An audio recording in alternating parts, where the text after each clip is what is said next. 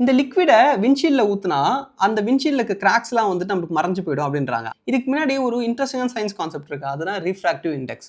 So இப்போ கண்ணாடி எடுத்துக்கோங்களேன். கண்ணாடிக்குள்ள லைட் பாஸ் ஆகும்போது, அதுக்கு வந்து ரிஃப்ராக்டிவ் இண்டெக்ஸ்னு ஒரு நம்பர் சொல்லுவாங்க. அது என்னன்னா, லைட் நார்மலா வெளிய பாஸ் ஆகும்போது அது ஃபுல் ஸ்பீட்ல மூவ் ஆகும். ஆனா கண்ணாடிக்குள்ளேயோ இல்ல தண்ணிலயோ அது பாஸ் ஆகும்போது, அதோட ஸ்பீடு கொஞ்சம் குறையும். ஓகேங்களா? எந்த அளவு குறையுதுன்றத இந்த ரிஃப்ராக்டிவ் இண்டெக்ஸ் வச்சு சொல்லுவாங்க. அத பேஸ் பண்ணி அந்த பொருள் நம்ம கண்ணுக்கு எப்படி தெரியுதுன்றது மாறும். ஸோ, இப்போ விண்ட்ஷீல்ட் எடுத்துக்கோங்களேன். நல்லா உடையாத ஒரு கிளீனான விண்ட்ஷீல்ட் எடுத்தீங்கன்னா, அந்த விண்ட்ஷீல்ட் ஃபுல்லாவே வந்து ரிஃப்ராக்டிவ் இண்டெக்ஸ் சேமா இருக்கும். ஒரே வேல்யூல இருக்கும். அதனால அந்த விண்ட்ஷீல்ட் ஃபுல்லா நம்மளுக்கு கிளீனா ஒரு நல்ல சிங்கிள் பீஸ் ஆஃப் கிளாஸ் மாரி தெரியுது.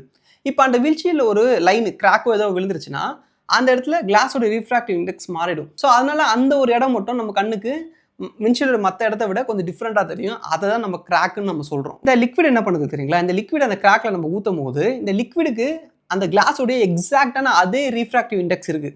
ஸோ, அந்த கண்ணாடியில விழுந்த அந்த கேப்ஸ்லலாம் போயிட்டு இந்த லிக்விட் ஃபில் ஆயிட்டு, இப்போ லைட் பாஸ் ஆகும்போது, விண்ட்ஷீல்டு மத்த எல்லா இடத்துலயும் எப்படி லைட் பாஸ் ஆகுமோ, அதே ஸ்பீட்ல அந்த லிக்விட் ஊத்துன இடத்துலயும் பாஸ் ஆகும். ஸோ, அதனால நம்ம கண்ணுக்கு இமிடியேட்டாவே வந்து அந்த விண்ட்ஷீல்டு வந்து கிராக்கே இல்லாம கிளியரான ஒரு கிளாஸ் மாரி தெரியுது. ஸ்க்ராட்ச் வந்து ரொம்ப டீப்பா இல்லாத வரைக்கும் இது கண்டிப்பா ஒர்க் ஆகும். ஸோ, உங்ககிட்டயும் வந்து ஒரு லைட்டா கிராக் விட்ட ஒரு ஃபோனோட ஸ்க்ரீனோ, இல்ல விண்ட்ஷீல்டோ இருந்தா இந்த லிக்விட வாங்கி ட்ரை பண்ணி பாருங்க. இங்க அட்டாச் பண்ணியிருக்கேன். Thank you.